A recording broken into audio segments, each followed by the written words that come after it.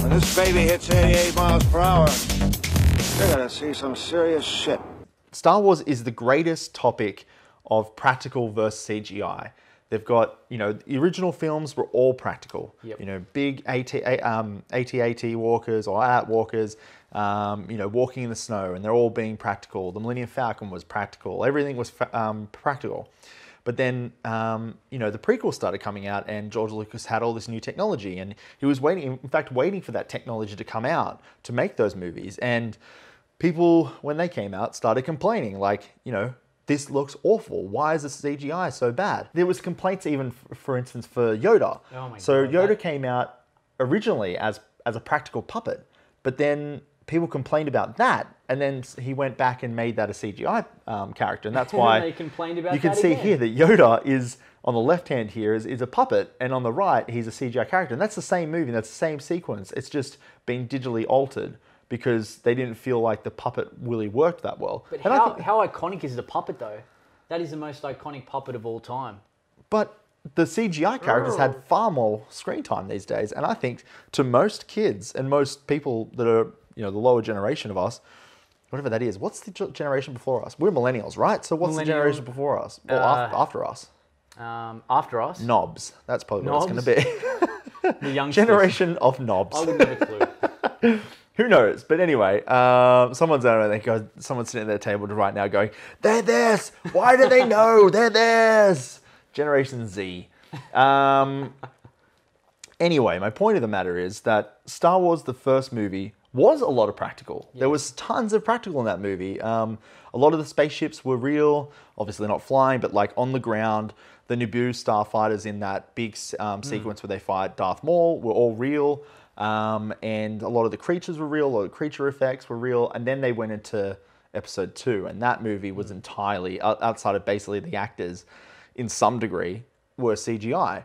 Except for the actors were CGI, is what I was trying to say. So episode 1, 2, and 3 though, man, like... You're not a big fan, are you? Nah, Yeah. I can't say they... I didn't watch Star Wars after that. After I watched those 3 episodes, I was like, gone for 15 years. Look at him. Jar Jar Binks. Come on. Oh, Miss Horrible. I can't even say... Ugh. Yeah, the biggest Can movie you do crime... Jar Jar? I don't want to. You don't want to do I it? really don't want to. I probably could, but I don't want to. But, you know, it's... The pod races were good though.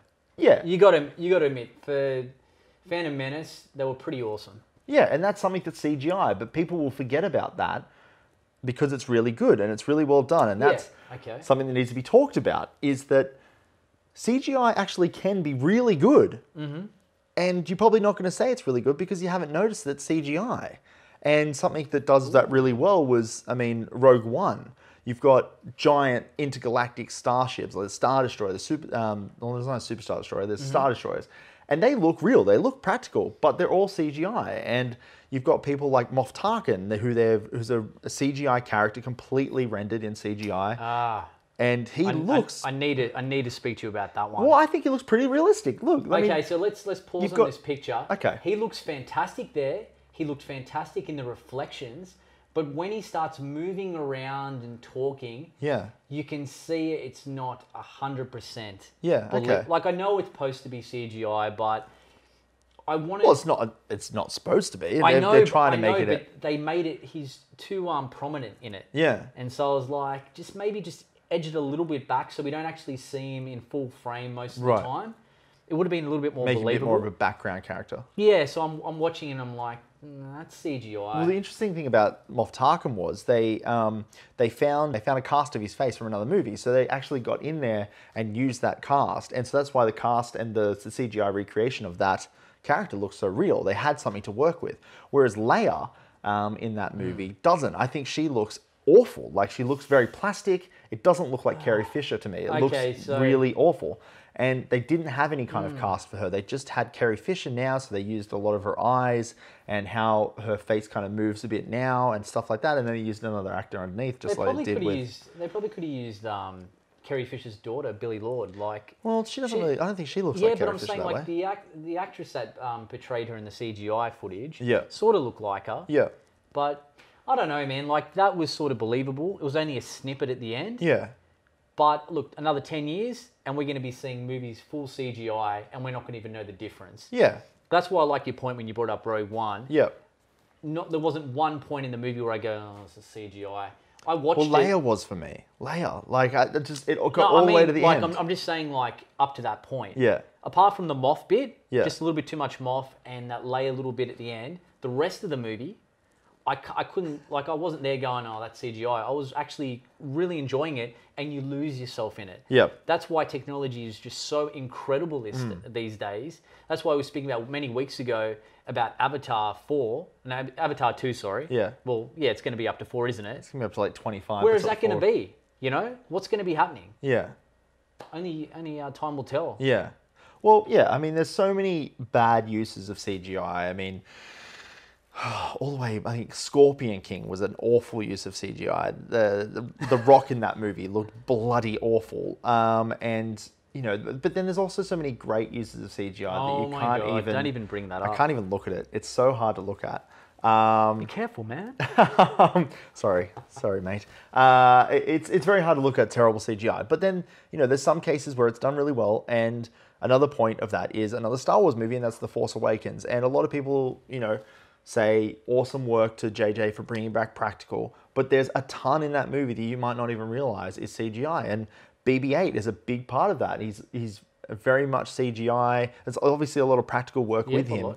But a lot of him is CGI. R2-D2 in the movie, a lot of him is CGI.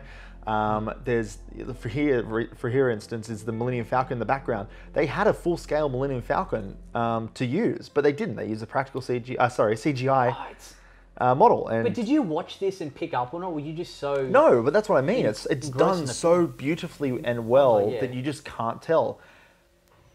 But the best part of this is that it's the same company. It's the same company that did the special effects in Episode 1, Episode 2, Episode 3, Episode 7, you know, Jurassic Park. But we're talking about 20 plus years.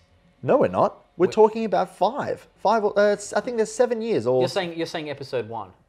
Yeah, Episode 1 was 99, Episode 2 was 2003? No, it was 2002, and then Episode 3 was 2005. So we're talking, you know, just a little bit over 10 years between... What am I on about? 20 years. Yeah, just a little bit over the 10 years between I Episode 3 and Episode 7. And, like, you can look at films back from 2005 that look really good. I mean, Jurassic Park, for instance, is 1993, and that movie looks amazing. To this day, it still doesn't 100%. date because they use CGI and practical effects flawlessly. You just can't tell. Like, there's a couple of sequences I'm sure you can, but mostly you can't really tell. Anyway, my point is, yes, when it's done well, CGI can be amazing and it's flawless. And when it works, it works. But if you don't have the time to work on it, you don't have the money to spend on it, you know, you're going to get dodgy crap like Episode 2 and Episode 3.